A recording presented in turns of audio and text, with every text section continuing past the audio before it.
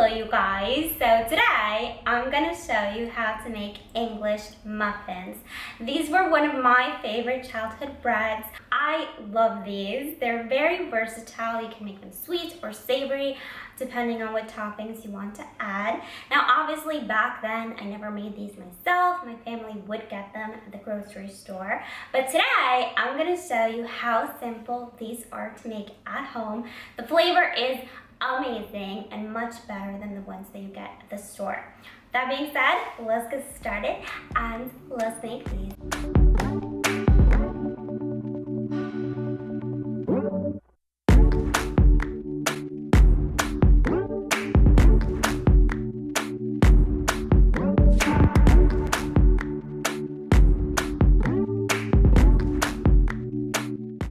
Okay, you guys, so I'm gonna make the dough by hand today. Just to show you, you don't need a mixer. You just need a spatula and your hands. That's all you need, really. So in my bowl here, I have some flour and some sugar. I'm going to roughly mix this and set that aside. In this other glass measuring cup, I have some warm milk. And to that, I'm going to add some warm water and some yeast. I'm using fresh yeast. You can, of course, use dry yeast if you prefer. I'll leave the proportions for that in the description box below. You want to mix these wet ingredients just until your yeast dissolves, basically. Mix the dry ingredients with your wet ingredients. Now, if you're using a stand mixer, you want to knead this for about 2-3 minutes. If you're doing this by hands like me, I do recommend you mix this at first with your spatula, or your hands are just going to become a sticky mess, basically. When your dough starts to come together, at this point you can go ahead and add the salt. I've said this many times before.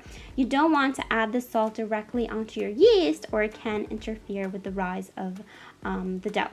That's why we always add it afterwards. At this point, you can go in with your hands and just bring the dough together. I like to knead this in my bowl and just collect the flour that's stuck to the sides of the bowl, and then you can transfer this onto your work area. I did not take out my kneading board for this video because this was actually not a planned video. But yeah, just make sure your work area is clean. Do not add additional flour. You want this dough to be tacky. Now what I like to do is massage my dough with my palm. Apply as much pressure as you can. You want to be tough here. So massage and bang your dough against the counter. This sounds so strange. But yeah, this is an excellent technique. You're then going to roll your dough into a ball. Your dough at this point should be smooth. If it's not smooth, continue to work it. If you press your finger into your dough, it should still feel tacky, but it should not stick to your hands. You're going to transfer it into a greased bowl, oil both sides, cover it, and let it rise for about 2 hours.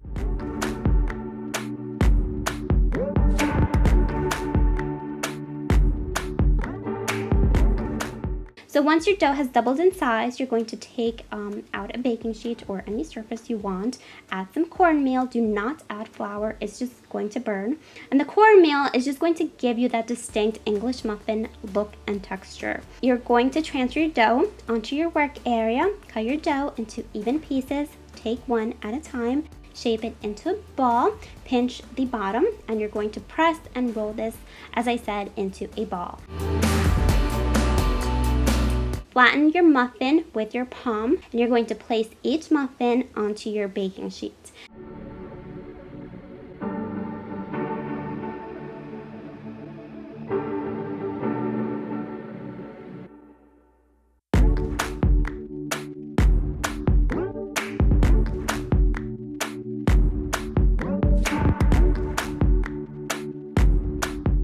Sprinkle the top with some more cornmeal, cover these, and let these rise again for 20 minutes.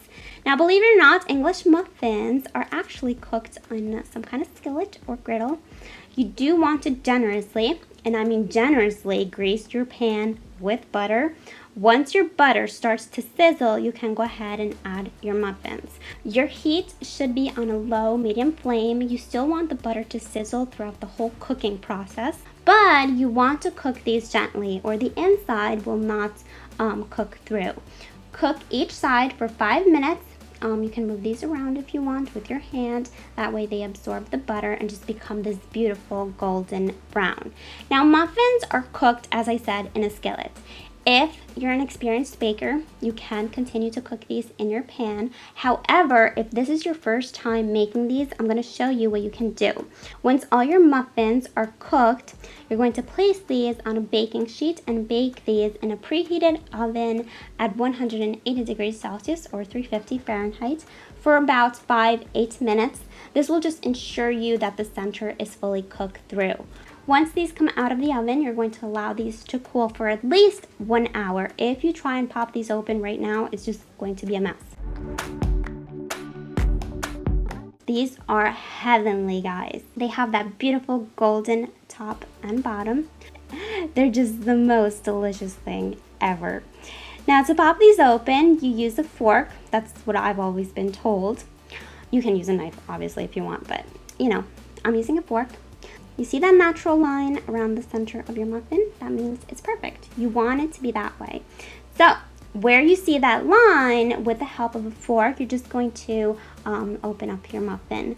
The crumb is exactly the crumb you would find in any good English muffin. Now, the best way to eat these is to toast these up and then add whatever toppings you want. I'm going to add some butter today. It's my favorite way to eat these. But yeah, just feel free to add whatever you want. Texture and flavor of these muffins, guys, is amazing. My mouth is watering, guys. I mean, just look at these, okay? So that's how you make English muffins.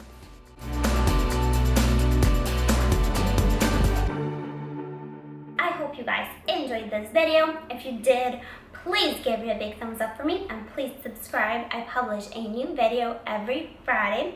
Also, I really hope you guys will make these muffins. You can make a big batch and even just freeze these. That's what we do in my family. We always freeze things and then, you know, just take them out whenever we're craving them. So yeah, that's a good option.